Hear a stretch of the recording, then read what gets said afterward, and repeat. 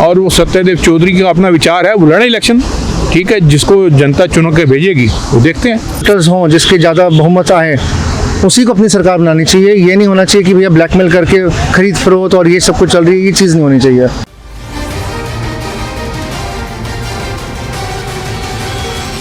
नमस्कार, मैं हूं नरेश वत्स। सत्य बहुमत में आपका स्वागत है। मेरे साथ प्रसिद्ध व्यवसायी देवराज बवेजा जी हैं।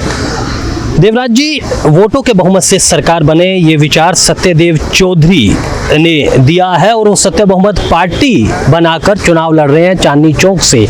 आपको क्या लगता है कि किस तरह से सरकार बने? सांसदों के बहुमत से जो सरकार बनाते हैं उसमें सांसद कहीं न कहीं मौन हो जाते हैं, बिक जाते हैं। ऐसे में वोटों के बहुमत से सरकार बननी चाहिए, इसका समर्थन करते हैं? देखिए, सत्यदेव चौधरी ने जो मुहिम चलाई है इसका हम समर्थन करते हैं। और जो सांसदों के बहुमत से सरकार बननी है उस पर थोड़ी सी कंट्रोवर्सी है। अब ये आप कह रहे हैं कि वोटरों के बहुमत से, अब इसमें क्या है कि आज की डेट में बहुत सी पार्टियां अलायंस करके, जैसे एनडीए अलायंस करके सरकार बनाते हैं, तो ठीक है, अपनी आज की जो ज़रूरत है। लेकिन उसके अंदर ये अमेंडमेंट आनी चाहिए कि जिस पार्टी के पास सबसे ज़्यादा वोट आए वो अपनी सरकार बनाए।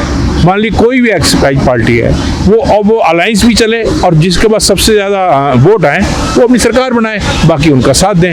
ये बिल्कुल आइडिया बिल्कुल फर्स्ट क्लास है, अच्छा है और ऐसे ही होना चाहिए। चांदनी चौक लोकसभा क्षेत्र से सत्यदेव चौधरी चुनाव मैदान में है। एक ट्रेडर्स हैं, वो कहते हैं कि हम टैक्स देते हैं लेकिन फिर भी डरे हुए रहते हैं। क्यों नहीं हमने राजनीतिक व्यवस्था को बदलने की पहल करनी चाहिए?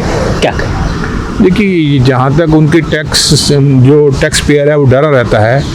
यदि कोई टैक्स पेयर ईमानदार है तो उसको डरने की ज़रूरत नहीं है। और वो सत्यदेव चौधरी का अपना विचार है, वो लड़े इलेक्शन, ठीक है। जिसको जनता चुन के भेजेगी वो देखते हैं। आप इसको क्या देखते हैं? एक सत्य बहुमत की राजनीति को लेकर क्या कहेंगे? देखिएगा, अभी उनका जो ये दल है नया है, जब कोई दल नया आता है तो उसकी बातें बहुत अच्छी होती हैं, जो सुनने में और परखने के बाद पता लगता है कि इसका कागज रिजल्ट क्या आएगा। अच्छी बात आज की डेट में उनके जो भी उन्होंने मुहिम चलाई अच्छा है, उसमें देखते हैं क्या रिजल्ट आता है। चांदनी चौक कॉन्स्टिट्यूंसी से वो मैदान में आते हैं, वोटर क्या कहता है उनके बारे में। और ये जो नया आइडिया आया है कि बहुमत जो है वो वोटों के बहुमत से सरकार बननी चाहिए, वो अच्छा आइडिया है, उस पर वो कंपेनिंग करें, देखते हैं क्या होता है। हिंदुस्तान में प्रजातंत्र है, वोटों की राजनीति चलती है। जिसका बहुमत उसकी सरकार। हम तो यही चाहेंगे कि जिसकी ज़्यादा वोटर्स हों, जिसके ज़्यादा बहुमत आए उसी को अपनी सरकार बनानी चाहिए। ये नहीं होना चाहिए कि भैया ब्लैकमेल करके खरीद फरोख्त और ये सब कुछ चल रही है, ये चीज़ नहीं होनी चाहिए।